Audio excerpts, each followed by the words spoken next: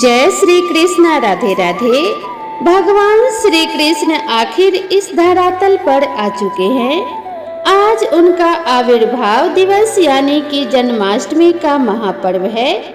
आप सभी मित्रों को इस अत्यंत मंगलमय जन्माष्टमी पर्व की ढेर सारी शुभकामनाएं, जो मदन को भी मोहित करने वाले हैं। ऐसे हमारे नंद नंदन मदन मोहन का आज जन्मदिन है, यानी कि भगवान श्री कृष्ण का प्राकट्य दिवस, जिसे हम जन्माष्टमी के नाम से जानते हैं।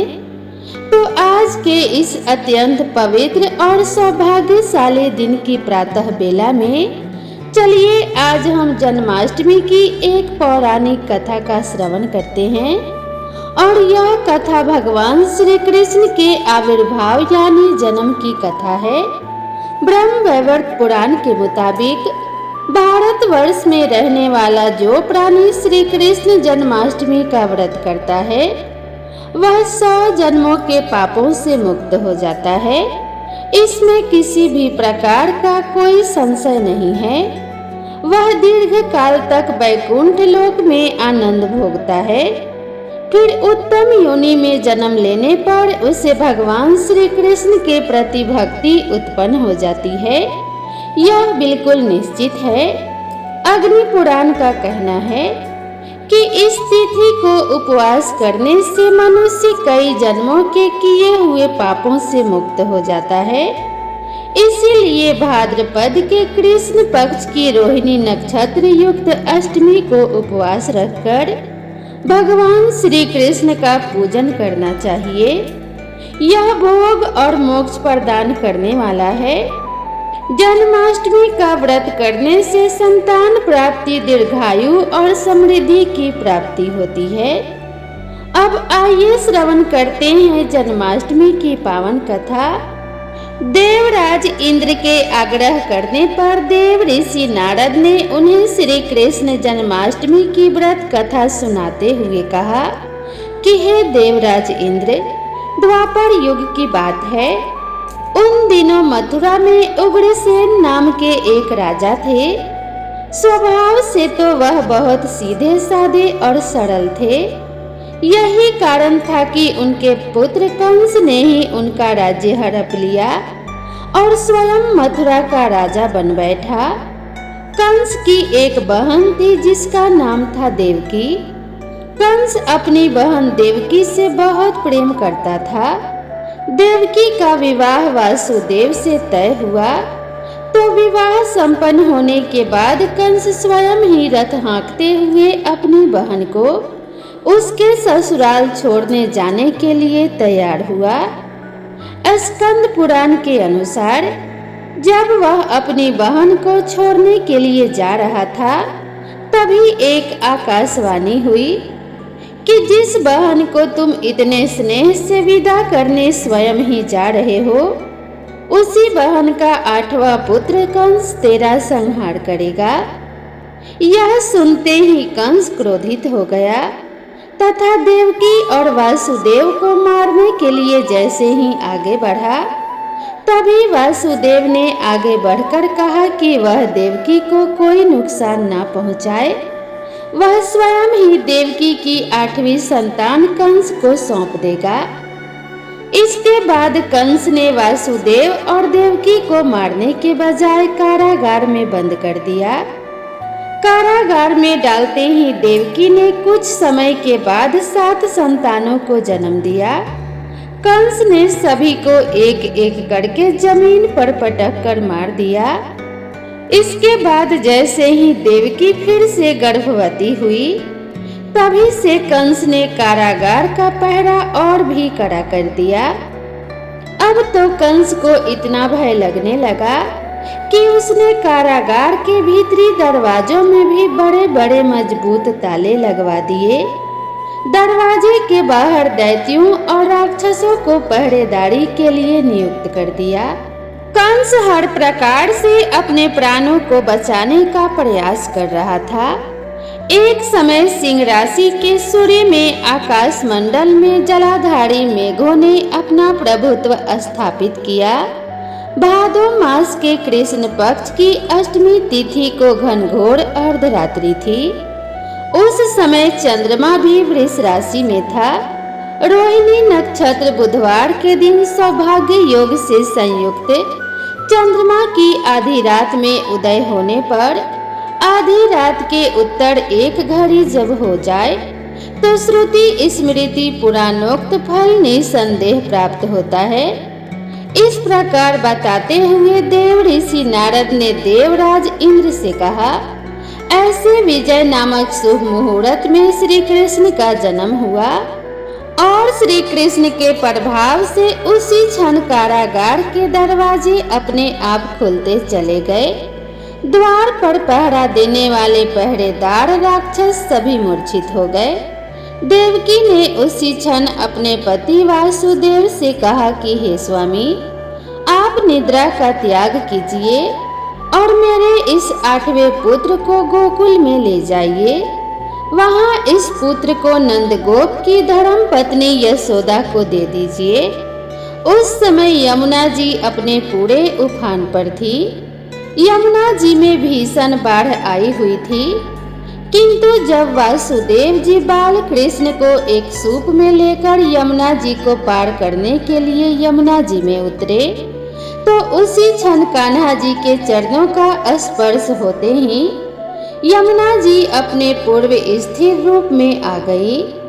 किसी प्रकार वासुदेव जी गोकुल पहुँचे और नंद बाबा के घर में प्रवेश करके उन्होंने अपना पुत्र तत्काल उन्हें दे दिया। उस समय यशोदा मैया गहरी नींद में थी तो उन्होंने नवजात कन्या को उनके पास से उठाया और अपना पुत्र नवजात कन्या की जगह पर रख दिया और वापस मथुरा में लौट आए। प्रातः काल होने पर जब सभी राक्षस पहरेदार निद्रा से जागे तो कंस ने द्वारपालों से पूछा कि अब देवकी के गर्भ से क्या हुआ, इस बात का पता लगाकर मुझे बताओ। द्वारपालों ने कंस की आज्ञा को मानते हुए जब कारागार में जाके देखा तो वहां देवकी की गोद में एक कन्या थी, जिसे देखकर द्वारपालों ने तुरंत कंस को बताया।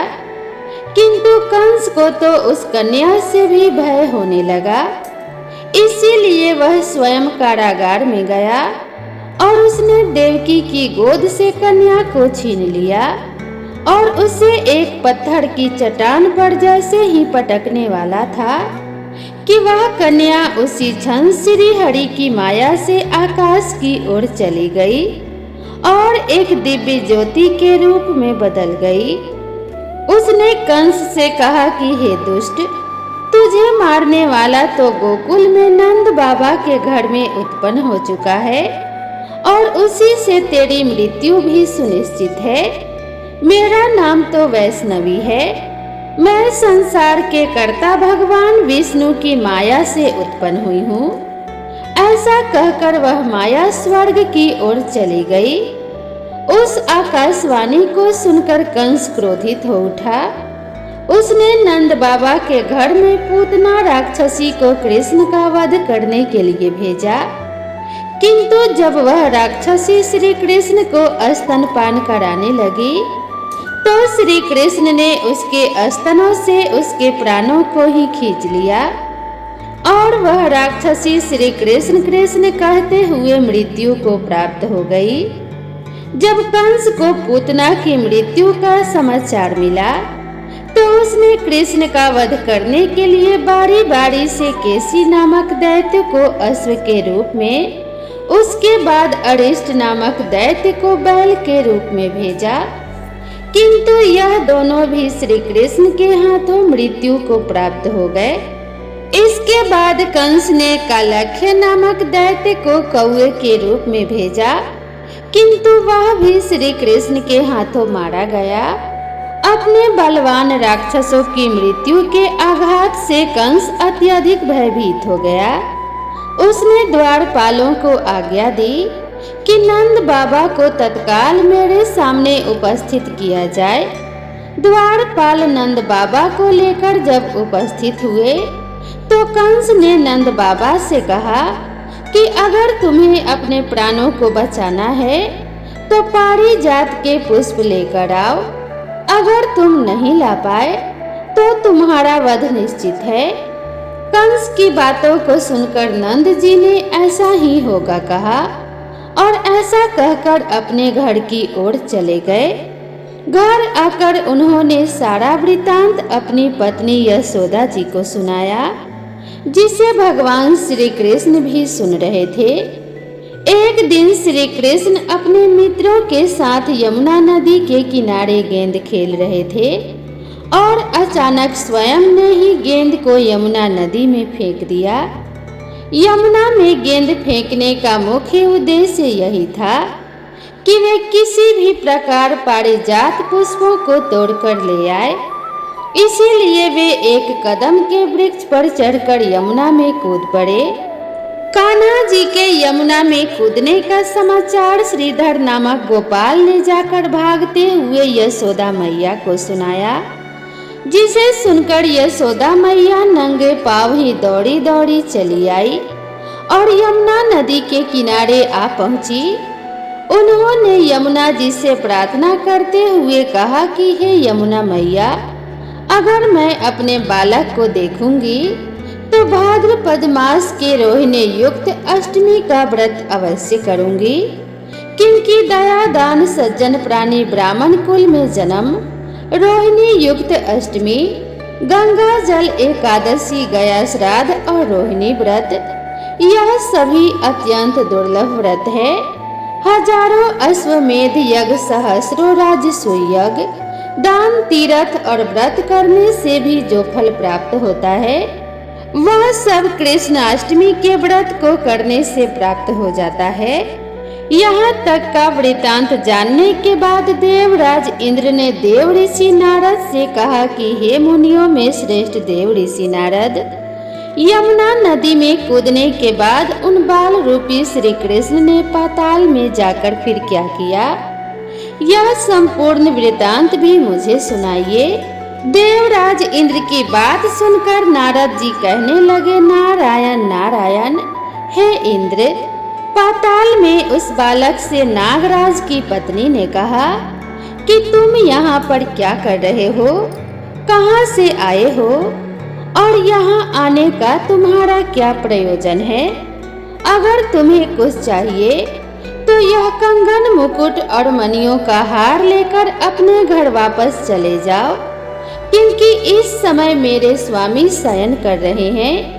अगर वे उठ गए तो फिर तुम्हें डस लेंगे। नाग पत्नी की बातें सुनकर श्री कृष्ण कहने लगे कि हे कांते, मैं किस प्रयोजन से यहाँ आया हूँ वह वृतांत भी मैं तुम्हें सुनाता हूँ। समझ लो, मैं कालिया नाग के मस्तक को कंस के साथ दीत में हार चुका हूँ और वही लेने मैं यहाँ आया हूँ। बालक कृष्ण की इस बात को सुनकर नाग पत्नी अत्यंत क्रोधित हो उठी और अपने सोए हुए पति को उठाते हुए कहने लगी कि हे स्वामी, आपके घर यह शत्रु आया है, इसीलिए अब आप इसका हनन कीजिए। अपनी स्वामिनी की बात सुनकर कालिया नाग अपनी निद्रा को त्याग कर जाग उठा और बाल कृष्ण से युद्ध करने लगा। कुछ देर तक युद्ध करने के बाद श्री कृष्ण ने कालिया नाग को इस युद्ध में पराजित कर दिया। अब कालिया नाग ने भी भली भांति जान लिया कि मैं जिनसे युद्ध कर रहा हूँ वे तो साक्षात भगवान श्री हरि विष्णु के अवतार श्री कृष्ण ही हैं। इसीलिए श्री कृष्ण के चरणों में साष्टांग प्रणाम किया और पारिजात से उत्पन्न बहुत से पुष्पों को मुकुट में रखकर श्री कृष्ण को भेंट में दे दिया। जब श्री कृष्ण चलने को तैयार हुए तो कालिया नाग की पत्नी कहने लगी कि हे स्वामी, मैं कृष्ण को जान नहीं पाई। हे जनार्दन, मंत्र रहित, क्रिया रहित, भक्ति भाव रहित मेरी रक्षा कीजिए। हे प्रभु, मेरे स्वामी मुझे वापस दे दीजिए।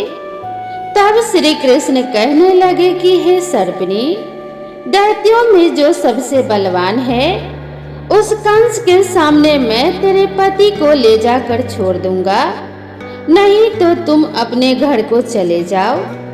अब श्री कृष्ण कालिया नाग के फन पर नृत्य करते हुए जमुना जी के ऊपर आ गए।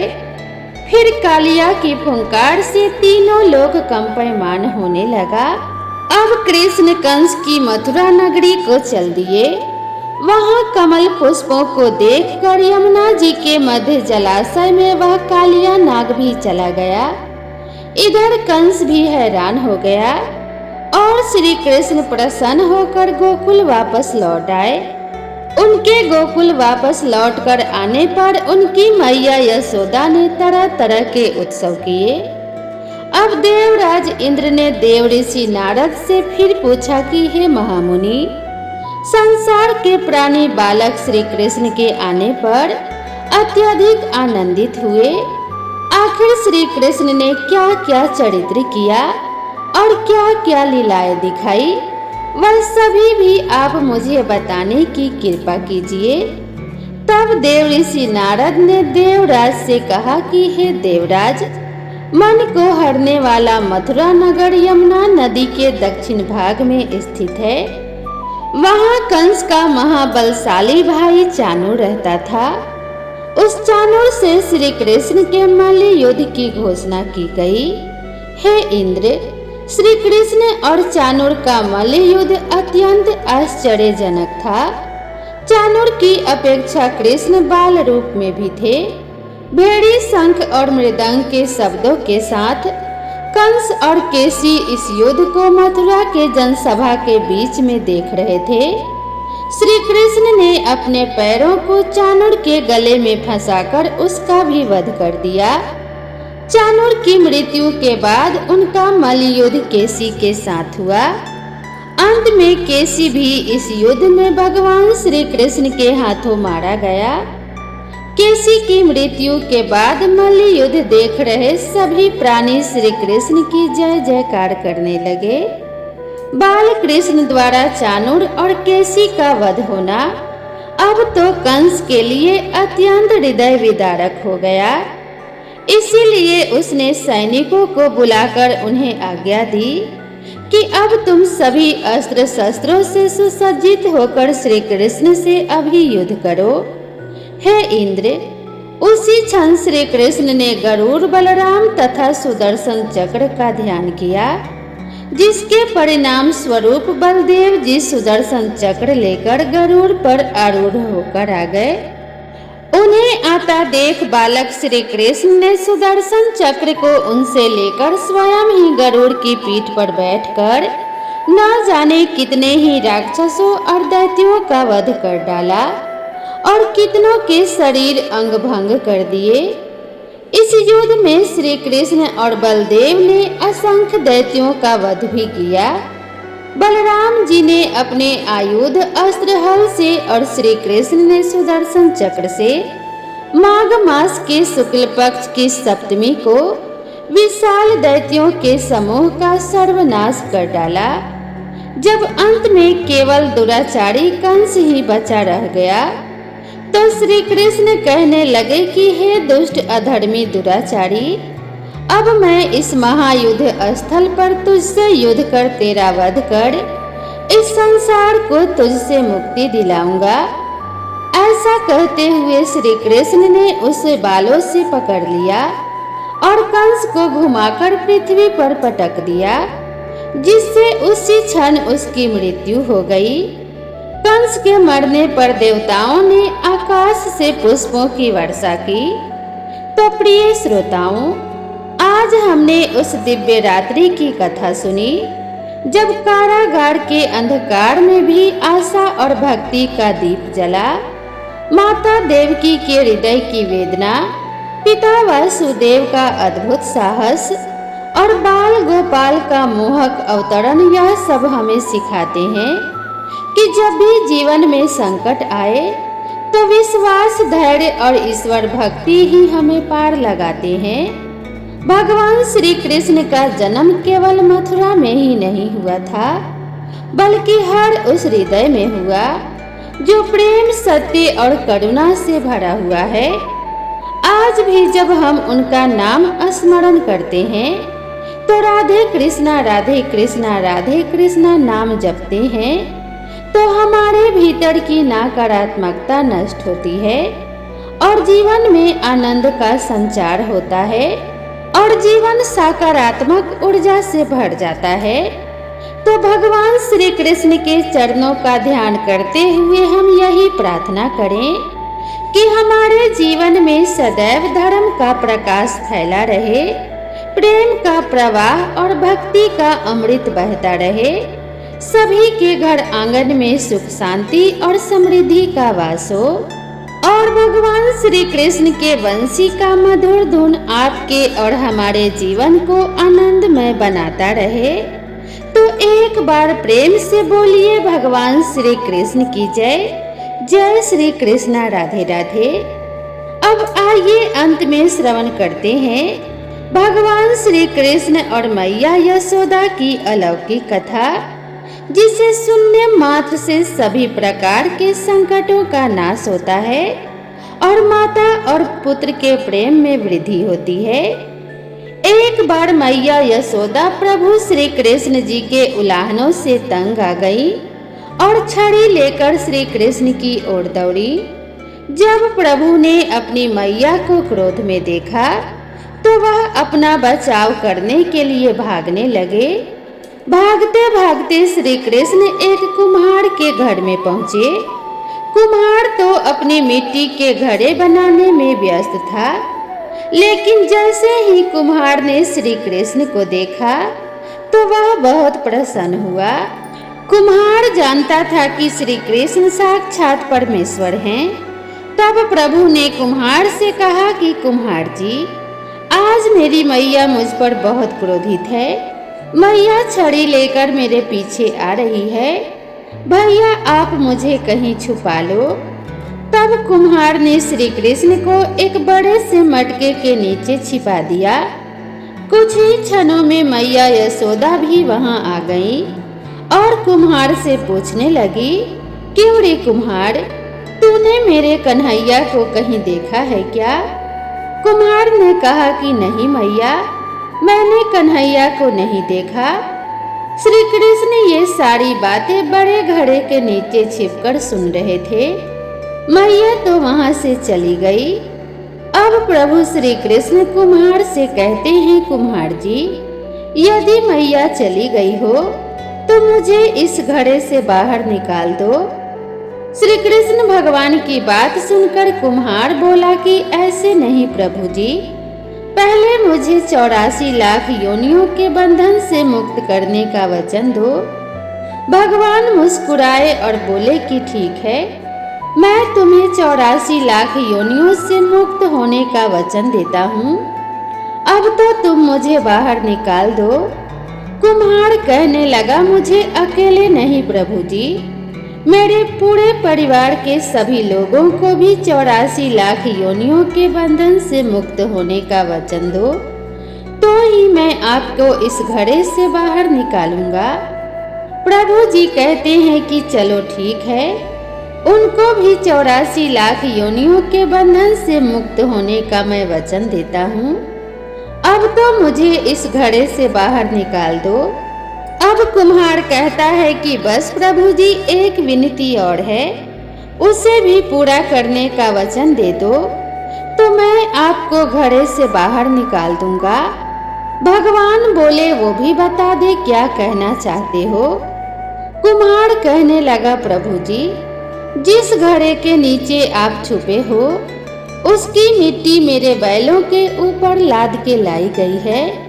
मेरे इन बैलों को भी 84 के बंधन से मुक्त करने का वचन दो। भगवान ने कुम्हार के प्रेम पर प्रसन्न होकर उन बैलों को भी 84 के बंधन से मुक्त कर दिया।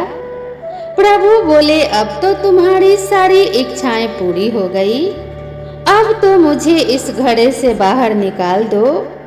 तब कुम्हार कहता है कि नहीं भगवान, बस एक अंतिम इच्छा अभी अधूरी है, उसे भी पूरा कर दीजिए। और वो ये है कि जो भी प्राणी हम दोनों के बीच के इस संवाद को सुनेगा उसे भी आप 84 लाख योनियों के बंधन से मुक्त करोगे। बस यही एक वचन दे दो तो मैं आपको इस घड़े से बाहर निकाल दूंगा। कुम्हार की प्रेम भरी बातों को सुनकर भगवान श्री कृष्ण बहुत खुश हुए और कुम्हार की इस इच्छा को भी पूरा करने का वचन दिया। फिर कुम्हार ने बाल श्री कृष्ण को घड़े से बाहर निकाल दिया और उनके चरणों में गिरकर साष्टांग प्रणाम किया। प्रभु जी के चरण धोए और चरणामृत पिया। अपनी पूरी झोपड़ी में चरणामृत का छिड़काव किया और प्रभु जी के गले लगकर इतना रोया कि प्रभु में ही विलीन हो गए। जरा सोच कर देखिए, जो बाल श्री कृष्ण 7 कोस लंबे चौड़े गोवर्धन पर्वत को अपनी छोटी उंगली पर उठा सकते हैं, तो क्या वो एक घड़ा नहीं उठा सकते थे? लेकिन बिना प्रेम रिझे नहीं नटवर नंद किशोर कोई कितना भी यज्ञ करे, अनुष्ठान करे, कितना भी दान करे, चाहे कितनी भी भक्ति करे, लेकिन जब तक मन में प्राणी मात्र के लिए प्रेम नहीं होगा, प्रभु श्री कृष्ण मिल नहीं सकते।